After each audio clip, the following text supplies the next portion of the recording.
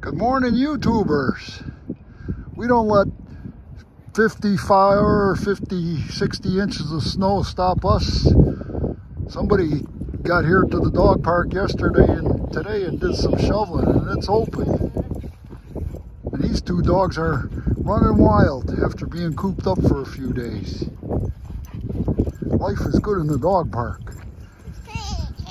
The boxer is doing some boxing and dancing. Float like a butterfly, bark like a bee.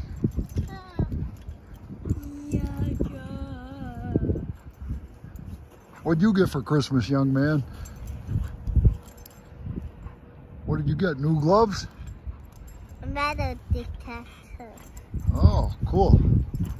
This.